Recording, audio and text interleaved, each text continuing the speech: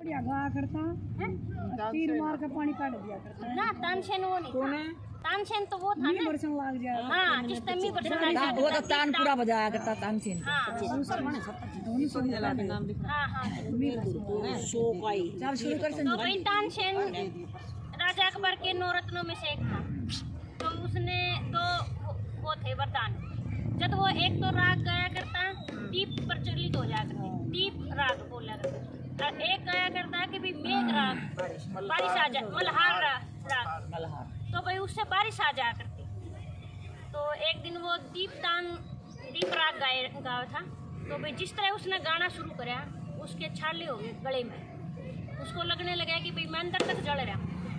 तो उसने बंद कर दिया।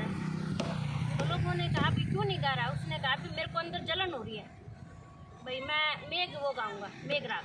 आज के बाद मेरे को लग रहा है भी मतलब दीपदान मैंने गाना नहीं चाहिए मैं वो ही गाऊंगा।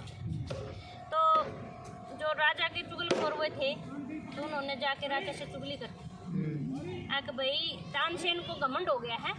वो कह रहा है कि भाई मैं दीप राग नहीं गाऊंगा आज के बाद।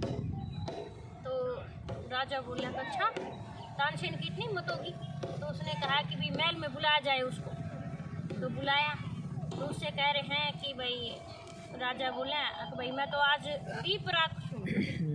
तो उसने कहा महाराज भाई मैं गा रहा हूँ तो मेरा अंग अंग चढ़ रहा है। मैं बोला अच्छा ऐसा कैसे हो सकता है तू मतलब गान का मारा कर तू एक चाहे तो सिर कटा ले चाहे राग गा ले। तो उसने कहा कि ठीक है महाराज जैसी आपकी इच्छा। तो उसने सोचा मरना वैसे भी है क्यों ना मैं गा के ही मरूँ।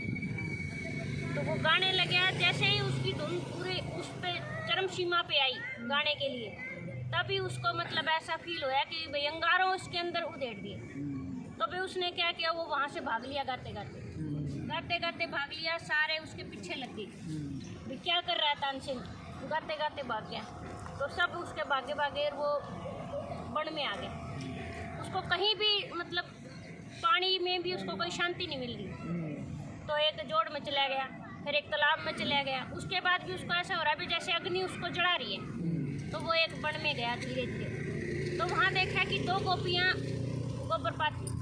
गोबर के उबड़े बना रही और वो वही राग गा रही हैं दीप राग गा रही हैं। तो वो देख रहे हैं कि भाई ये क्या है। उसके मन को थोड़ा सा शांत हुआ। तो उसने वो गाता मतलब देखता देखता बेहोश हो गया। इतना ज़्यादा मतलब उसका हर अंग से अग्नि निकलने लगी। तो गोपियों ने देखा कि भाई इसको तो उससे दीप राग गाया है और उससे इसको अग्नि प्रज्वलित होगी इसके शरीर से ही। तो उन्होंने गोबर के हाथों से ही उसको अपने लिटाया और उसने अपने भगवान को याद किया और उसके लिए वो राग गाया मेघ राग गोपियों ने। और इतना अच्छा गाया कि भाई वर्षा होगी उस वर्षा के पानी से और उन गोपियों की भक्ति से भगवान को याद करने से भाई उसके मतलब अंदर वो शांत हो गया तो वो ठीक हो गया थोड़ी देर बाद। और उसने सुना कि भाई मतलब इनके राग में वो चरम सीमा तक पहुंचने की ताकत है। तो उन्होंने पूछा माताओं तुमने ये राग कहाँ से सीखा कौन से विद्यालय में गई और कौन से गुरु से शिक्षा प्राप्त करी। तो उसने कहा भाई न तो हम तो अनपढ़ हैं न तो हम किसी स्कूल में गए और न हमने कहीं कोई गुरु बनाया जिससे हमने शिक्षा प्राप्त की हो। तो उसने पूछा भाई कैसे आपने ये कैसे सीखा ये तो बगैर गुरु के आ ही नहीं सकता। तो उसने कहा कि मैं तो मथुरा में जाते हैं और वहाँ पर हमारे जो वो हैं गोस्वामी वो गाते हैं और उनसे हमने ये धीरे धीरे सीख लिया। हम रोज़ ये गुनगुनाती रहती हैं जब भी मतलब कोई काम करती हैं। तो उसने कहा माता आज से तुम मेरी गुरु हो और मुझे उसके पास ले चलो जिसके से तुमने सीखा है। तो भाई वो लेगी मंदिर में बाके बिहारी जी। तो उन्होंने कहा कि देखो सिखाने वाले तो ये हैं और आप इनसे सीखोगे तो मतलब भगवान का नाम लेके गाओगे तो आज के बाद कभी ऐसा नहीं होगा। तो उसने वहाँ बैठा और वो गोस्वामी ने उसको एक रेशमी वस्त्र में 5 कोड़ी दी और उसमें लपेट कर उसके कोटे में रखा। तो वो पूछने लगा कि भाई यो क्या। नु बोला ये है कि भाई जो राग तू गाता है वो भगवान के लिए होना चाहिए था। ये तो रेशमी वस्त्र का मतलब है और मतलब ये कोड़ी इसलिए है कि तूने वो गा के और कोड़ी के समान कर दिया।